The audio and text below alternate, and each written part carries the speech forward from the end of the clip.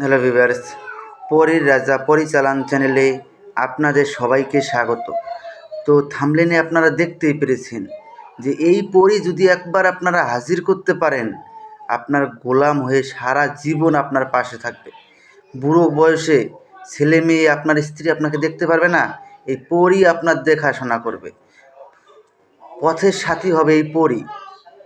এই গোলাম হয়ে তো থাকবে, বন্ধু হয়ে সারা জীবন আপনার আদেশের গোলাম হয়ে থাকবে এবং আপনি উনাকে যা আদেশ করবেন সে তাই পালন করবে।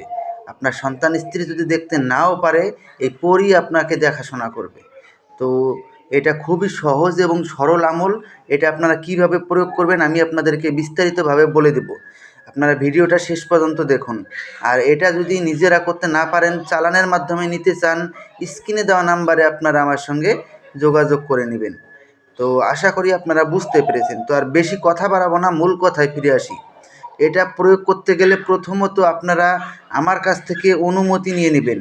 অনুমতির জন্য কেউ আমাকে ফোন করবেন না। অনুমতির জন্য আমার চ্যানেলটাকে সাবস্ক্রাইব করবেন, লাইক করবেন এবং ভিডিওটাকে শেয়ার করে তারপরে আপনারা কমেন্টে অনুমতি চাইবেন, আমি আপনাদেরকে অনুমতি দিয়ে দিব। তো আশা করি আপনারা বুঝতে পেরেছেন। যদি আমি কমেন্টে রিপ্লাই দিতে নাও পারি, তাও আপনারা জেনে নেবেন অনুমতি চাইলে আপনারা অনুমতি পেয়ে গেছেন। তো এটা খুবই সহজ এবং সরল আমল। এটার জন্য আপনাদেরকে শুক্রবারে আমলটা করতে হবে। শুক্রবার দিন আপনারা মসজিদে হোক বা মন্দিরে হোক, আপনার সামর্থ্য অনুযায়ী আপনারা দান করে দিবেন। দান করে দেওয়ার পরে আপনারা ওই দিন রাত্রে আপনাদেরকে এই সাধনাটা করতে হবে। এটার জন্য একটা গোলাপ ফুলের মালা লাগবে, চামেলি তেলের প্রদীপ, সবুজ রঙের আসন, হীনা সুগন্ধি, লোবানের ধুনি।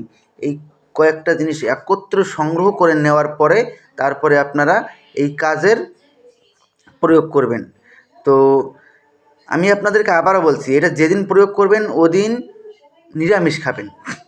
আর একটা দোয়া স্ক্রিনে দেখতে পেরেছেন, এটাকে শুক্রবার রাত 11টার সময় বসে 317 বার জপ করবেন। 317 বার জপ করার সঙ্গে সঙ্গেই দেখবেন পরী এসে আপনার সামনে প্রকট হয়ে যাবে।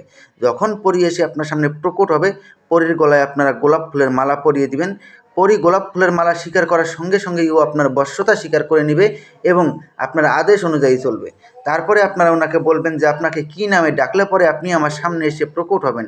উনি আপনাকে একটা নাম বলে দিবে, ওই নামটা মনে রাখবেন। ওই নাম ধরে আপনি যখনই ডাকবেন তখনই সে আপনার সামনে এসে প্রকট হয়ে যাবে। আর এই নকশাটা দেখতে পাচ্ছেন, এটাকে আপনারা কবচ বানিয়ে আপনারা